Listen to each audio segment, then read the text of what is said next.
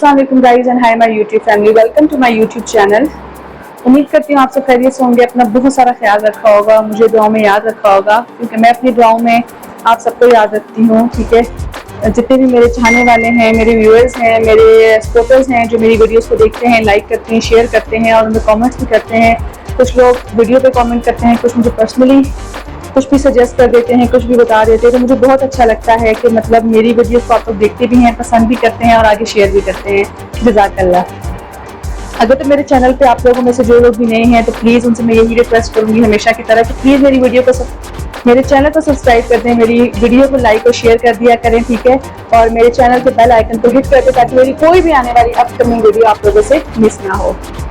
आज की जो मेरी वीडियो है वो बहुत ही ज़बरदस्त है, बहुत ही एक यूनिक टॉपिक है जो मैं लेके आई हूँ आप लोगों के लिए कि एम्प्लॉयमेंट रिलेशनशिप आपका जो है वो किसी भी ऑर्गेनाइजेशन के साथ जहाँ पे आप एम्प्लॉई हैं, उसको जब आप किसी भी जगह पे आपकी अगर न्यू इंडक्शन होती है इसलिए नई ऑर्गेनाइजेशन में या आप वहाँ पे पहले से एम्प्लॉई हैं, काम कर रहे हैं, तो आपने वहाँ पे क्या तीन चीज़ें हैं, क्या तीन ऐसे फैक्टर्स हैं जिसको आपने मद्देनज़र रखना है, जिसको आपने देखना है, जाँच पड़ताल करनी है। उसके बाद ही आप ये कह सकते हैं कि हाँ, जिस ऑर्गेनाइजेशन में मैं एज एम्प्लॉई मेरी इंडक्शन हुई है वो एक स्टेबल ऑर्गेनाइजेशन है और मैं यहाँ इजीली काम कर सकता हूँ, यहाँ का एनवायरनमेंट फ्रेंडली है। ठीक है, तो उसमें जो तीन मेन इंपॉर्टेंट फैक्टर्स हैं वो मैं आपको बताऊंगी क्या ऐसी इंपॉर्टेंट चीज़ें हैं, जिसमें नंबर 1 पे है the most important, reputation and culture. ठीक है, जहाँ पे आप एज एम्प्लॉय जा रहे हैं, जिस ऑर्गेनाइजेशन में आपने एम्प्लॉयमेंट रिलेशनशिप को देखने के लिए आपने फर्स्ट चीज़ किस चीज़ को आपने सबसे ज़्यादा फोकस करना है और उसके बारे में आपको नो हाउ होनी चाहिए, रेपुटेशन एंड कल्चर। नंबर 2 जो है इसी के साथ सेकंड नंबर पे कैरियर एडवांसमेंट और कैरियर डेवलपमेंट। ये नंबर 2 चीज़ है जो आप लोगों ने किसी भी जगह पे जाके देखनी है, पूछनी है। ठीक है, और नंबर 3 पे हमारे पास क्या चीज़ है, वर्क लाइफ बैलेंस। ठीक है, वर्क बैलेंस और वर्क लाइफ बैलेंस। ठीक है, ये तीन चीज़ें जो हैं इसकी आपको नो हाउ होनी चाहिए एम्प्लॉयमेंट रिलेशनशिप किसी भी ऑर्गेनाइजेशन के साथ डेवलप करने के लिए, ताकि आप वहाँ पे जब भी आपकी इंडक्शन हो या आप वहाँ के एम्प्लॉय हों तो आपको बाद में जो है वो इश्यूज ना आए और आप अच्छे तरीके से फ्रेंडली एनवायरनमेंट में वहाँ काम कर सकें। अब जो नंबर 1 पे हमारे पास है रेपुटेशन एंड कल्चर, इसमें आप लोगों ने क्या देखना है। ठीक है, सबसे पहले द मोस्ट इम्पॉर्टेंट आपने कंपनी के हवाले से ये चीज़ देखनी है, ये चीज़ पूछनी है कि आइदर इट इज़ प्रॉफिटेबल। ठीक है, क्या ये जो कंपनी है, ये ऑर्गेनाइजेशन है, ये प्रॉफिटेबल है। ठीक है, प्रॉफिट जनरेट हो रहा है, इससे मतलब ये कंपनी वेल एस्टेब्लिश्ड है। ठीक है, उसके अलावा this organisation is free of any legal problem. ठीक है, ये तीन चीज़ें आपने देखनी है रेपुटेशन और कल्चर में। और उसके अलावा make sure that company has a track record of consistent earnings and sales growth. This is the most important thing in reputation and culture कि आपको ये पता हो कि जो आपकी कंपनी है वो इतनी ज़्यादा वेल एस्टेब्लिश्ड है कि वो मतलब किसी भी जो है वो एक तो कोई लीगल प्रॉब्लम नहीं है, उसके अलावा जो है वो कंसिस्टेंटली अर्निंग हो रही हैं। ठीक है, सेल्स ग्रोथ है कंपनी की एक रेपुटेशन है, कंपनी का एक नाम है।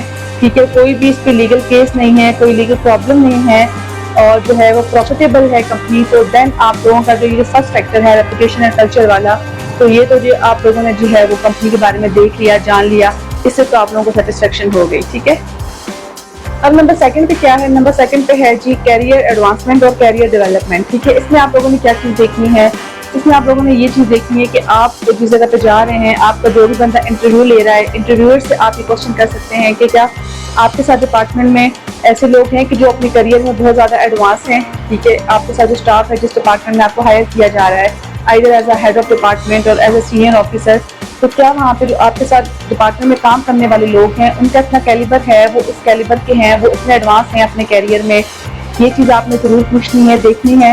उसके अलावा the most important thing in career development कि आप लोगों की जो कंपनी है, ऑर्गेनाइजेशन है, क्या वहाँ पे ट्रेनिंग सिस्टम्स हैं जिससे आपको ये फ़ायदा हो कि जो आप लोग जो है वो न्यू स्किल्स को जो है वो डेवलप कर सकें, न्यू स्किल्स अचीव कर सकें, अपनी जॉब में जो है वो ज़्यादा से ज़्यादा लर्न कर सकें। तो ये चीज़ें आप लोगों ने ज़रूर देखनी है। ठीक है, ज़रूर उनका पूछना है, ज़रूर उनके बारे में आपने जानना है। इंटरव्यू में सिर्फ ये नहीं होता कि आप लोगों ने जाके इंटरव्यू देना है, बल्कि आपने ऑर्गेनाइजेशंस के बारे में कुछ चीज़ें उनसे पूछनी होती है ताकि आपको पता चले कि जिस ऑर्गेनाइजेशन में आप जहाँ के एम्प्लॉय बनने जा रहे हैं या जहाँ पे आपकी जॉब होने वाली है, क्या वो इतनी वेल एस्टेब्लिश्ड है, इतनी वेल स्टेबल है तो ये पूछना आप लोगों ने ज़रूर है, ताकि आपका जो एम्प्लॉयमेंट रिलेशनशिप है वो किसी भी ऑर्गेनाइजेशन के साथ बहुत अच्छा हो। Now I will talk about third and last factor which is work life balance. ठीक है, आप लोगों को पता है कि जब भी आप लोग कहीं इंटरव्यू देने जाते हैं तो आप लोगों को ये चीज़ ज़रूर ऑफर होती है, ये चीज़ ज़रूर पूछी जाती है, the balance between work and personal life. ठीक है, तो आप ऐसा नहीं है कि आप लोग सुबह जाएं और रात तक काम करते रहें किसी भी मजबूरी की वजह से। नो, एक स्पेसिफिक टाइमिंग्स होती हैं किसी भी ऑर्गेनाइजेशन की। After of you should have to leave that place and go home. ठीक है, तो ये चीज़ें आप लोगों ने लाजमी पूछनी है, ये मोस्ट इंपॉर्टेंट एलिमेंट है। ठीक है, कि बैलेंस होना चाहिए वर्क और पर्सनल लाइफ के बीच में। ठीक है, उसके अलावा आपने हर चीज़ उनसे क्लियर पूछनी होती है कि जी वैकेशंस, जितनी भी वैकेशंस हैं, उसके अलावा मैटरनिटी लीव्स होती हैं, मैट्रिमोनियल लीव्स होती हैं, उनका criteria, company policy, leave policy, हर चीज़ का आपको आइडिया होना चाहिए ज्वाइनिंग से पहले, ड्यूरिंग इंटरव्यू, ताकि आप लोगों को वर्क लाइफ बैलेंस का पता हो। क्योंकि जब आप किसी भी जगह को, किसी भी ऑर्गेनाइजेशन को ज्वाइन कर लेते हैं तो आफ्टर दैट आप लोग उनसे कोई भी किसी भी तरह के जो है वो आर्गूमेंट नहीं कर सकते। ये सब चीज़ें आपने ड्यूरिंग इंटरव्यू और जब आपका इंटरव्यू हो रहा है उसके दौरान आपने करनी है, ताकि आप लोग एम्प्लॉयमेंट रिलेशनशिप को बहुत बेहतर और अच्छा बना सकें अपनी ऑर्गेनाइजेशन के साथ। ठीक है, तो ये है 3 चीज़ें थी जो मैं समझती हूँ कि किसी भी जो है वो, स्पेशली जो वर्किंग लेडीज़ हैं या जो मर्द हजरात तो जॉब करते हैं, उसके अलावा जितनी भी हमारी वर्किंग लेडीज़ हैं जो जॉब करती हैं, घरों से बाहर हैं, उनको उन चीज़ों का पता होना चाहिए और नो हाउ होनी चाहिए, कैसे हम लोगों ने जो है वो टैकल करना है और कैसे जो है वो, अगर हमने कहीं पर भी जाना है, कोई हम जॉब स्विच कर रहे हैं, कुछ भी कर रहे हैं, तो हमें इन चीज़ों का पता हो, ताकि हम उस ऑर्गेनाइजेशन के साथ बहुत ही फ्रेंडली और कंफर्टेबल एनवायरनमेंट में काम कर सकें।